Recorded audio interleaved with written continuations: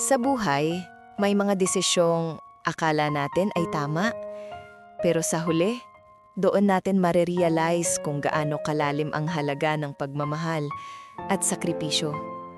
Ito ang kwento ni Mira, isang babaeng sinubok ng buhay at isang lalaking naghintay sa tamang panahon para bumalik sa kanyang mundo.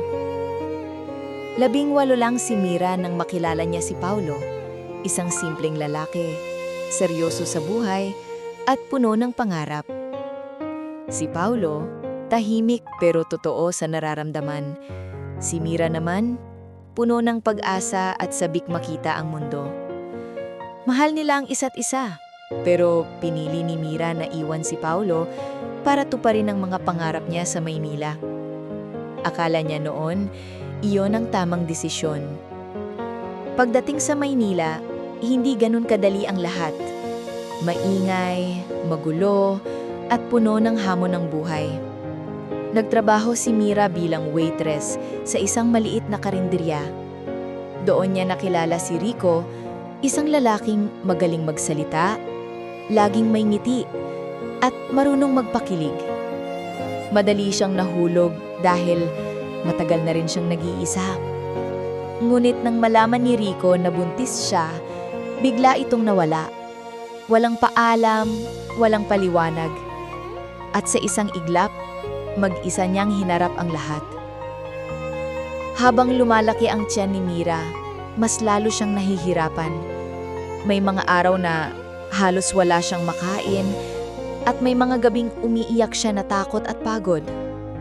Isang gabi, habang malakas ang ulan, hinimatay siya sa daan. Isang tricycle driver lang ang tumulong at dinala siya sa ospital. Pagmulat niya, narinig niya ang iyak ng sanggol. Babae, pinangalanan niya itong Lia. At sa unang pagkakataon, nakaramdam siya ng pag-asa. Doon niya sinabi sa sarili niya, kahit anong mangyari, kakayanin niya para sa anak. Mahirap ang mga unang buwan. Tubig at tinapay lang ang dalas nilang kainin.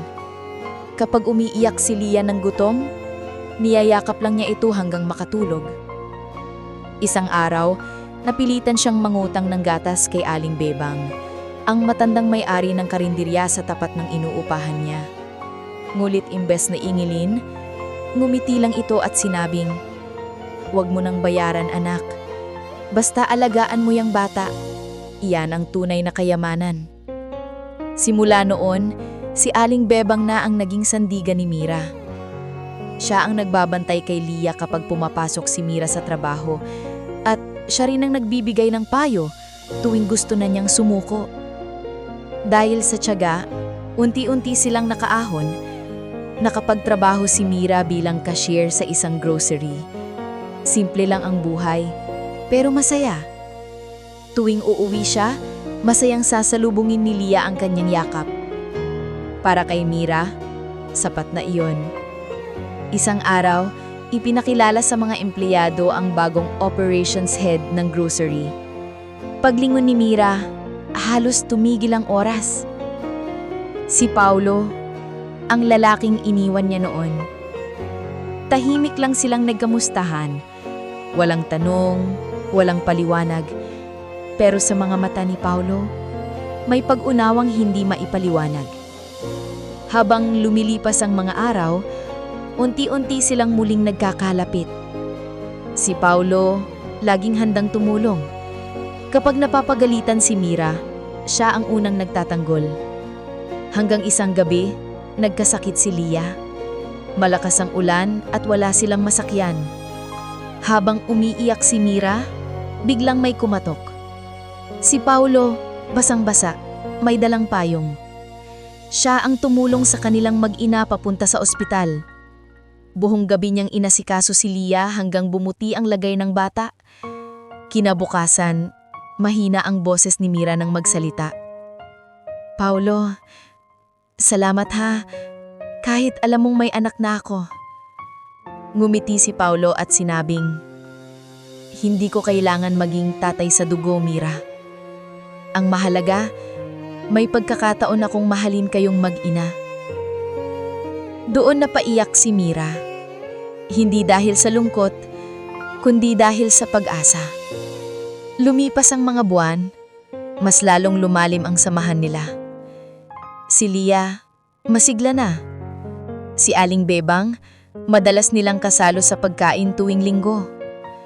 Minsan, tinanong ni Lia, "Mama, si Tito Paulo, parang si Papa sa panaginip ko."